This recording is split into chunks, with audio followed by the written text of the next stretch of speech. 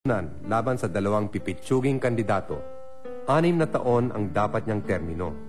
Subalit para ipakita sa buong mundo na suportado pa rin siya ng nakararaming Pilipino at dahil na rin sa pagudyok ng Estados Unidos, ipinasya ni Marcos na tumawag muli ng eleksyon bago pa matapos ang kanyang opisyal na panunungkulan. Well, I understand the opposition has been asking for an election. In answer to their request, I announced that I am ready to call a snap election, perhaps earlier than 8 months, perhaps in 3 months or less than that. Pinili ng ilan sa mga makakaliwang grupo na i-boycott ang snap election. Sa kabilang dako naman, napilitang magkaisa ang tinaguriang moderate opposition. Ang kanilang piniling kandidato sa pagkapresidente ay ang byuda ni Ninoy na si Cory Aquino. Si dating Senador Salvador Doy Laurel, na may balak din sanang tumakbo sa pagkapangulo, ay pumayag na maging vice presidential candidate.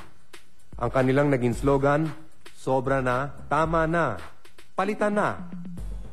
Naging mainit ang kampanya para sa snap presidential elections na itinakda sa February 7, 1986.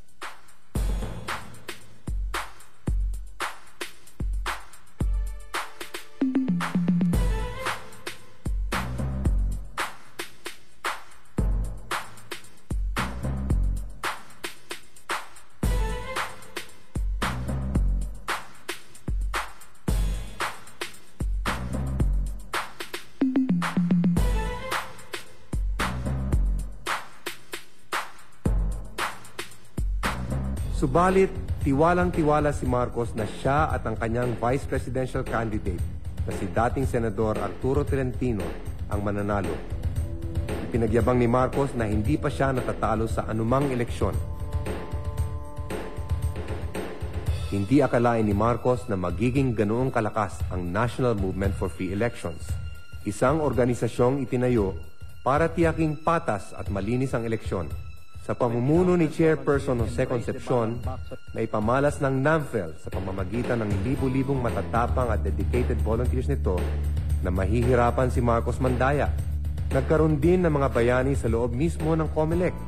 Nag-walk out ang ilang computer programmer nito nang mahalata nila na minamanipulan ng mga opisyal ng COMELEC ang resulta ng bilangan. Pero Tito, di po ba si Marcos pa rin ang iprinoklaman ng Kongreso bilang nanalong presidente? Oo nga, pero hindi inakala ni Marcos na may susunod pang mga pangyari. Tulad ng pagdaraos nila Cory Aquino ng isang napakalaking rally sa Luneta. Uy, marami ka nang alam ha. Tama ka dyan. At ang tawag dun ay Tagumpay ng Bayan, kung saan 1 milyong katao ang nag-attend. Hindi lang ito ang nagpakita sa buong mundo na kaduda-duda ang pagkapanalo ni Marcos.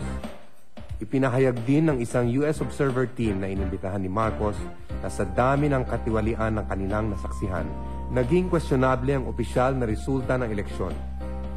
We have witnessed and heard disturbing reports of efforts to undermine the integrity of the process, both during the voting and the vote counting process, which is still underway.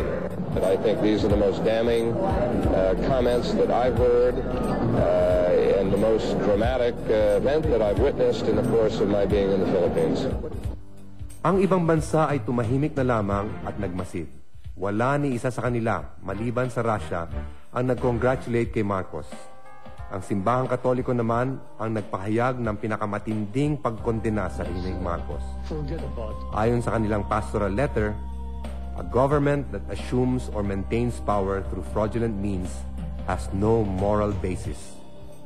Para lalong ipakita ng oposisyon ang kanilang pagtutol sa huwad na pagkapanalo ni Marcos, nanawagan si Cory Aquino para sa isang malawakang kampanya ng civil disobedience at pag-boycott ng mga kumpanyang pag-aari ng mga kroni ni Marcos.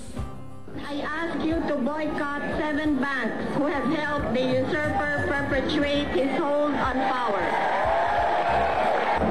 I ask you to boycott San Miguel products.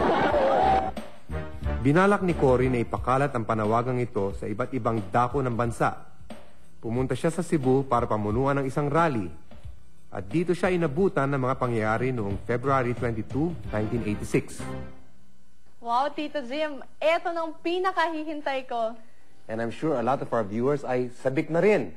Kaya dyan lang kayo sa aming pagbabalik. Matutunghayan nyo ang mga tunay na pangyayari noong 1986 People Power Revolution. February 22 to 25, 1986. Okay, wait, Bianca. First of all, gusto kong malaman mo na hindi lang ako magkikwento, okay? Tulad ng nasabi ko kanina, we'll let people who were actually there tell us what happened as they saw it. And from their individual stories, we'll get an overall picture of the revolution. Okay yun na. But where do we start, Tito? Dun sa press conference na pinatawag ni Enrile at Ramos sa Camp Aguinaldo on the evening of the 22nd? Para sa karamihan, diyan nagsimula ang EDSA Revolution. But actually, events had begun to unfold very early that morning. But the early morning of that Saturday, we were going over the document that would proclaim a revolutionary government. The troops of our tactical group, headed by Greg Honasan, were preparing for an assault on the palace. Then we would fly in to declare a revolutionary government, set up a revolutionary council. Of course, we would assume that Secretary Enrile and then General Ramos would be part of it. The coup starts with Gringo and about 20 or 25 of his highly trained commandos launching from the Philippine Manufacturing Company plant on the Pasig River.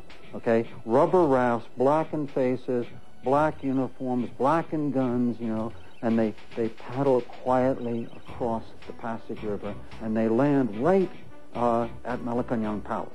And then a member of close-in security, Imelda's close-in security, leads them through the darkness into the presidential bedrooms, and they capture Imelda and Ferdinand Marcos in their night clothes, and they suddenly have the prize, the king and the queen.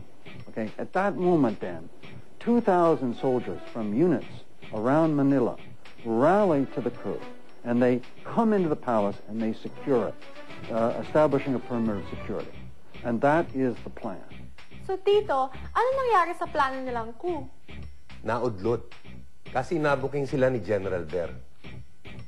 Para maipatupad sana ang kanilang plano, kinailangang mag-recruit ang RAM ng ilang officers ng Presidential Guard Battalion na pinamumunuan ni Erwin, ang anak na koronel ni General Ver.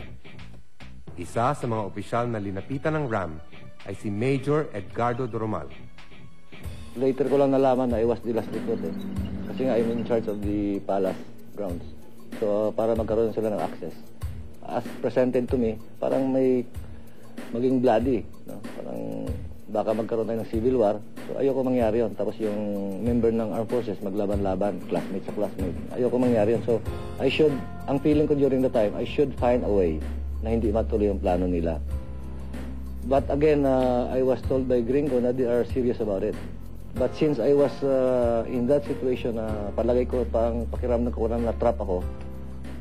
So I decided na isabihin ko lang kay Colonel Ver. What would have happened was General Ver had it all planned. He had a counter-coup plan in place. He had mined the banks of the Pasig River with every form of military ordnance possible. He had even 500-pound bombs wired.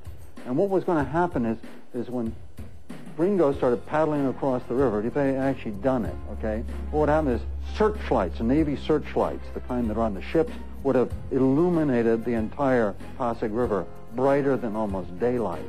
And a loudspeaker was going to call out, it was going to be the president's son, Bongbong Marcos, would call out, giving him a chance to put up his hands or else.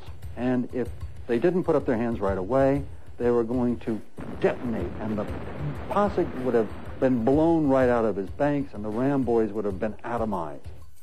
We were just stumped from that morning up to the evening. it's like, oh my God, this is really gonna be a big crunch. Pero Tito, paano na